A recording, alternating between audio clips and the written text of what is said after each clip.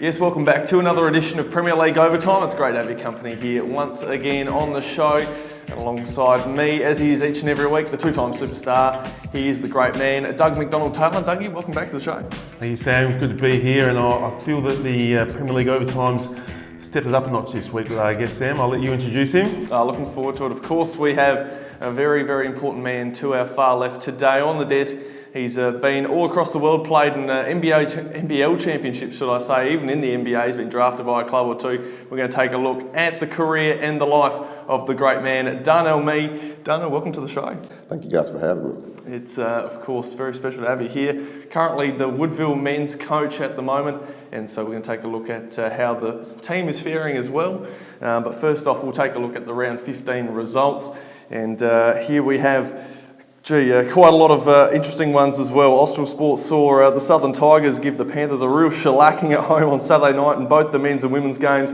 And speak of shellackings, look no further than the Sturt and Mavs men's game, a 64-point belting.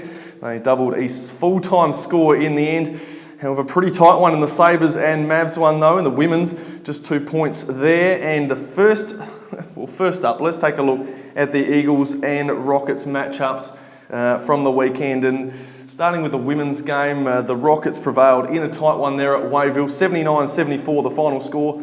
And look, Jo Hill again with a double-double, 24 and 11. She was fantastic and really started to hit some really good form the last month or so. Yes, like a fine wine, Jo Hill, Sam. She just keeps getting better. I mean, 24 and 11 up against some pretty good opposition, Olivia Thompson. That's a fantastic effort. Big win for them, away from home, against the Eagles, who are travelling pretty well, and they're tussling for that double chance. So big win for the Rockets. The Eagles will be a bit disappointed.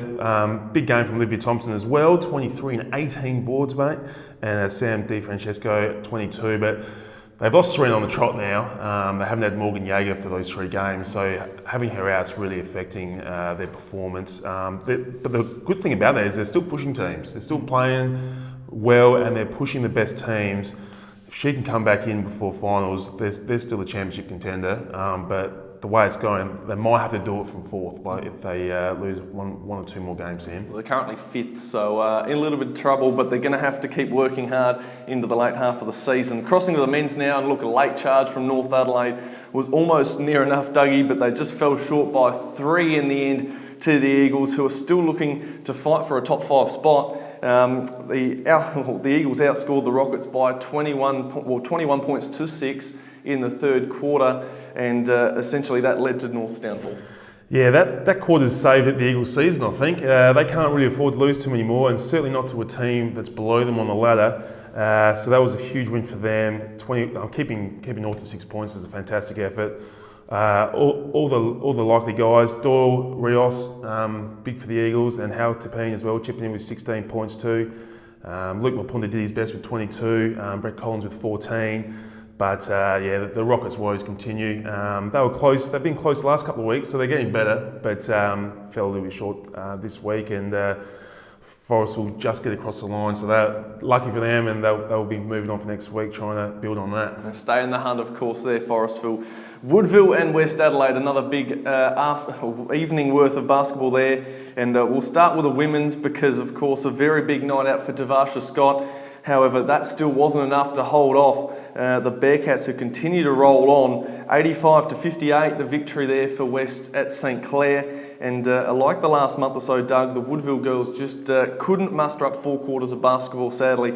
Outscored 32-10 in the last quarter, losing by 27 points. They were well and truly in at 3-quarter time. Yeah, they were. Another disappointing one for them, Sam. And I'm interested to see what Darnell, have you gotten to see the Woodville women much? Because they had such a promising start to the year, but they've really fallen off in the second half. I've only seen the end of the games most of the time, and that's spotty because I'm back and forth talking to my guys and preparing for our game, so I haven't watched a lot of the consistency of the women. Yeah. Okay. Well, it's really, West is going from strength to strength in women. They've had a fantastic couple of months, and they're looking like cementing that 5th spot in the women, but Sturt will have something to say about that. But interesting times ahead, Sam. And crossing to the men's game, which is Darnell's mob, of course, the Woodville Warriors bouncing back in the best of ways after a loss last week. an incredible 68-59 win, can you believe it, over West at home. And the best part being they were 18 points down at half time, and in the early stages of the second half, Nelson Kirksey and co just put on a show, performing out of their skin, and the Warriors ending up 9-point winners, a 27-point turnaround. Darnell, I mean, amazing game for you guys to come back and win that. There must have been a message at halftime of some sort. What was it that got these guys across the line and had to bring back that deficit? Well, if you was at the game, or you even look at the stat sheet, you would see we were shooting, I think, 21% at halftime. And you're not going to be winning a lot of games shooting 21%. So the message was simply, look, stay in it. I mean, we scored 19, but they only had 34, so our defense was pretty good. We just were not knocking down shots. And it continued that way throughout the middle of the third quarter. Then we started hitting shots, and then it continued to the fourth quarter where we kind of stretched it out and ended up with the win. Did you have to work any harder on the defensive end as well to make up for that? Yeah, we did. We had to change some of I think they got very comfortable with running their offense. Even with the way that we were playing defense, they got comfortable with what they were doing. So we had to change a little bit of our energy to change their energy, and it helped us. Nelson Kirksey, I mean, a brilliant game once again. He's been a fantastic addition to your side, hasn't he, this year? Have you been happy with the way he's been playing? And how do you let him play, I guess, is an interesting one, because do you let him go because he's since such an effective player in the way he goes about it, or do you have to basically call the shots on how he works? I guess it's not even that. I let most of my guys, all of my guys, kind of play their game within their roles. It's not a way of me telling them how to play.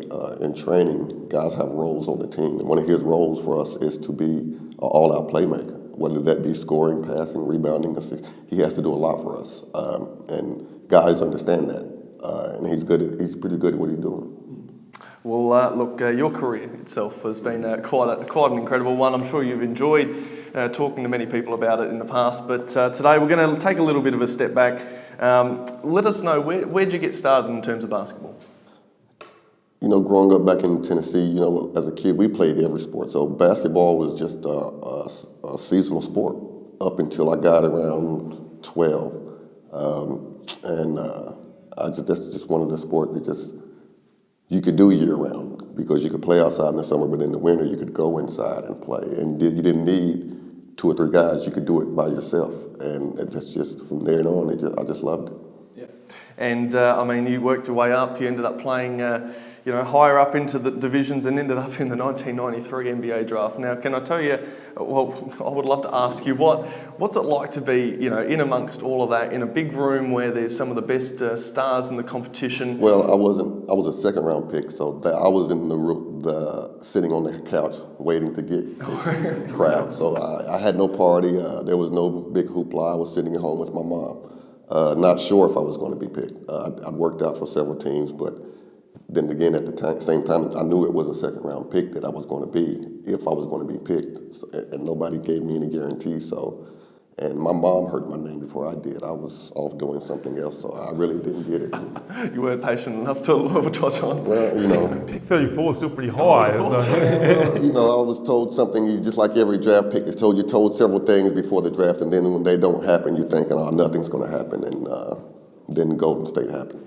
Well, you're very lucky there, of course, and obviously you played in the NBA for 2 seasons through back in the 90s, and then you travelled to Australia as well for 2 NBL championships. I mean, you've been through a lot in terms of basketball. Tell us firstly, I guess, what's it like to be in front of an American crowd like that in the NBA, because that must be an experience. And 2, what was the difference like travelling to Australia?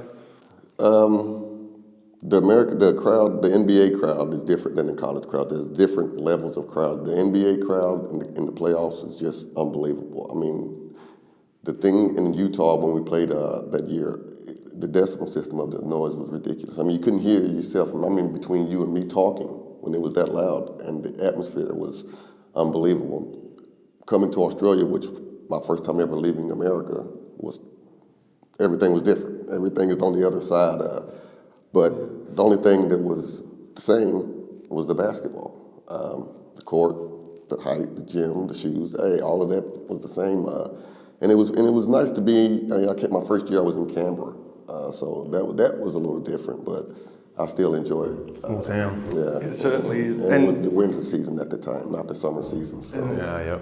And then coming to, of course, Adelaide and then playing for the Sixers, I mean, where do those two NBL... Oh, they're way up there. That first year that all of us, me, Kevin, Paul Reeves, the new field came in, we weren't rated very high that year. I think the first year we came in, we were predicted to finish 8th out of 13, 14 teams. To come in and win that championship against a team that people were calling maybe the greatest NBL, so that was great. And then to back it up the next year when the bullseye's on your back, I mean, it's pretty special to go back to back. In that time, it was great. Those things stick out very highly in my mind. Doug, I'm sure you saw plenty of him play.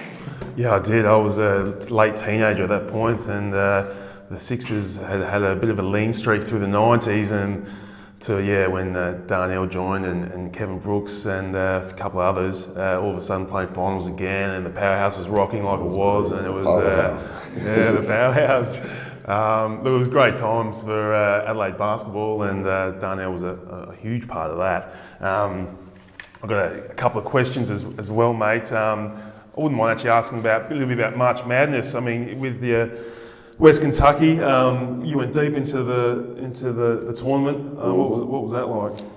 That's a different experience as well. The round of 64, supposedly the top 64 teams in the country. You're normally playing teams you hadn't played all year. Normally don't know in a strange sight, and the crowd is neutral because everyone is coming from everywhere to watch basketball. And from a small school that I was from, we knocked off 2 pretty big teams. Yeah. So we got Penny Hardaway.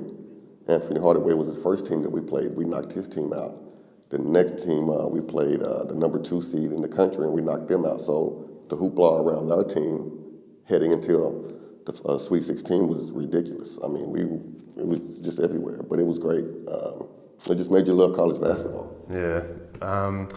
Also, 5-time defensive player in the NBL.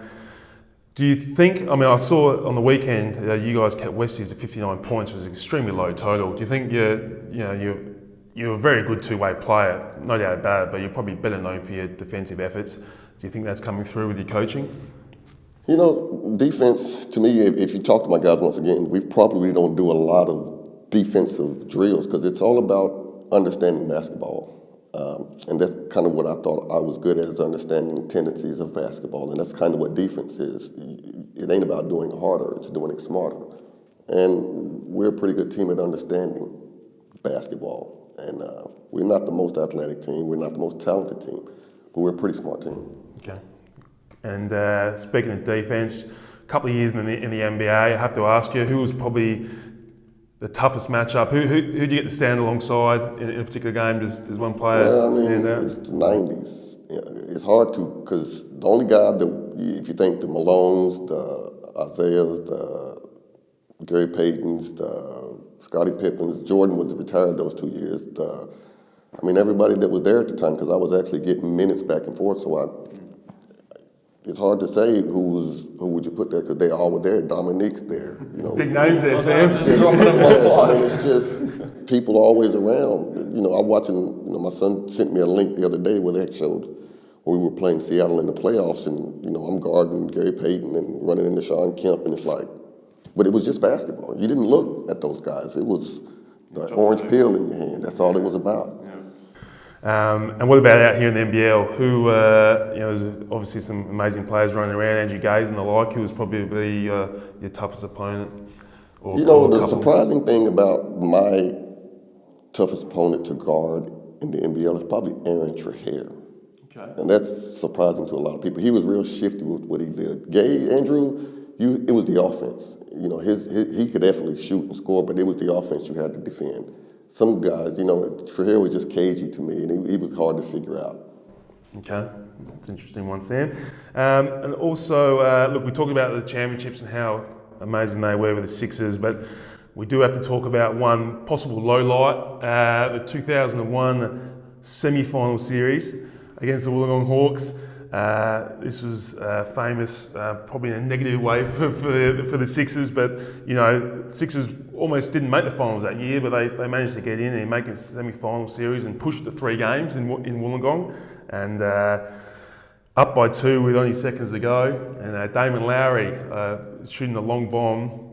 You've come out from nowhere and blocked the shot, and a foul was called. And he's gone the line and made all 3 and to win the game. Have you gotten over that yet? I know because there's a lot written about it at the time, and it was gone down in basketball folklore. It's basketball. I mean, things happen. Was it a foul? I probably should have made him make the shot as opposed to trying to block it. As a defender, I was always like, I'm on the front foot. I hate being on the back foot. I hated it at the time. I hate it now, but it happened. I'm over it. It's a sport. It's not. Nobody died. So, like I say, once again, in basketball terms, it was terrible. In reality, it's the moment in basketball. If he'd have missed the shot, then we'd be talking about how we made it to the final by almost not making it to the playoffs. So I mean, it's just it's the other side of the fairy tale. We just happen to be on the bad side of it. And it was controversial as well. Not only was it not a foul, but a foul was called, a timeout was called, which means there had to be some time left on the clock, Sam, but the referees didn't let the players line up for the free throws. So that was controversial, and the way it turned out, especially with that 3rd free throw, I mean, it was like watching Teen Wolf, you know, that slow motion free throw at the end where it bobbles around and finally drops in. I mean, David Stiff could have been there ready to knock that one out and put it into overtime. So controversial, but like you said, it's done. It's part of basketball, and it's part of history now. And I'm sure the Wollongong Hawks, they're pretty happy that it went that way. Also, being an Olympic year, you're a former Australian boomer. How do you liken this year's team going into Rio? I hadn't really looked at it really. They announced the full squad yet? I mean, they have so many guys, they don't know who's playing, who's injured. Guys are coming from everywhere. They have to get into camp and get together. I mean, looking at guys on the paper can't tell you much. I mean, you'd have to see them play together and in the system and see how they're gelling before you make an honest answer about, you know, how they're going to go in Rio. Look, like I say, everybody on paper. If you look on paper, you're going to say America's going to win. That's no guarantee anymore. Yeah, that's true. So, well, mate, it's been awesome to have you in here, mate. I'll swing it back to Sam now. I was just quickly going to ask you as well, because obviously now you're coaching as, you know, the men's side now. After playing so many years of basketball yourself, and then having to, you know, make the decision, well, I'm not going to be, you know, playing so much anymore. The transition into coaching, have you enjoyed it, and do you find it just as fun? I have enjoyed it. It's fun, but it's more draining. Actually, it's more draining to coach than to play. Mentally, physically, I'm sure the physical part is much more demanding, but the mental part of coaching, because there's no physical release to your mental. So when even everything you're thinking, you have to hold it, and hopefully your players bring it out of you. And then when you get done coaching, you go home and just. Yeah. and you're just drained, but I love it because you still have an influence on the game that's different than being able to put your hand on it. You even mentioned to us just before we went on air that you're not one for stats. Now, I mean, I guess a lot of coaches out there would, you know, love to look at stats, and I guess you see football and all sorts of stuff. They bring their whiteboards out with all the numbers on there at the breaks. You're not a man for stats. There's several stats that are evident. Turnovers, rebounds, and assists. Some of those things we gotta have. There's no we have to preach that. So I don't need to. I'll look at that stat. That'll tell me how I'm playing. I don't need to worry about on a given night our shooting percentage may go up or down. Our rebounding has to be consistent. Our turnovers has to be consistent. Our free throws have to be consistent. Now, are those stats? Yeah, but those aren't things that you base your whole game on. Those are things that you gauge your game on. And I like to gauge and let our team understand. This will tell us how we're playing. Not this stat of how high the number is, but how low it is, what kind of energy do we have. Now, this weekend, prime example, we're low energy. Look at our score. Now, if we pick up our energy, everything, that'll change. And I didn't need a so-called stat. Look at that and tell me what that translates to. And it's helped us. Some wonderful insight there. Thank you very much. As we take a look at a few other little stats, which are called the ladders at the moment in the competition, and the women's up first, I guess we'll take a look at this and look. A win to Sturt and a loss to Forestville has closed that gap between 5 and 6, Doug. That's only becoming ever more possible for the Sabres to reach their way in. And like you said, with Morgan Jaeger out for a few games in a row, that's forced them down the ladder after the Eagles were, I think, about second for quite a while there. So some big losses in that one. Yeah, look, it's a bit of a logjam with the girls. I mean, yeah, Sturt's a game behind Forestville and West, but I mean, they're only a game behind North, so still plenty to play out there. But yeah, Eagles on a 3-game slide, so they'll definitely be looking to turn around that one this week, and they're up against Westies, mate. So that is a huge doubleheader. Massive, because I think West have basically climbed their way out of 6th up into 4th place as well. So they're going very nicely, and another win, gee, they're up in the top 3 potentially as well. So a really interesting weekend coming up for them. As we take a look at the men's competition as well, Southern sitting pretty at the top. Forestville saved by that loss from West Adelaide to Darnell's Woodville Men, allowing them to stay in the 5 as well with a 1-game lead. A very interesting men's competition. No one actually levelled in any way. No, and once again, the Forest and West matchup this week is huge. I mean, Forest will get that one. They're 2 games clear of Westies, but it's actually 3 games because they'll get the series split. So that is one to keep an eye on, and that's at the Port, I think. So yeah, huge doubleheader there for men's and women. So that's probably the one to keep your eye on, folks. And also the Sturt and Southern Tigers is looking like a pretty nice matchup as well. Yeah, absolutely. Nord and Eastern in there as well. Centrals and North, and then see Darnell's Men take on the South Adelaide Panthers at St Clair as well. That's all on Saturday night. 6:30 as well, starting for the women, 8:15 for the men's, pretty stock standard. As usual, that's round 16 for you. And that's Premier League overtime for you. A fantastic episode once again. And Dougie, thanks for coming along. Thanks for having me, Sam. New venue down here at the Dome, or the arena, sorry. But it's a great episode. Yeah, of course. And our fantastic guest, Darnell Mee, thank you for coming along. Thank you guys for having me. Great to have you here. Thank you. And best of luck on the weekend, of course, because it should be a very big matchup indeed. We'll catch you next week, of course, with another edition of the show. Thank you for tuning in, and we'll catch you next week.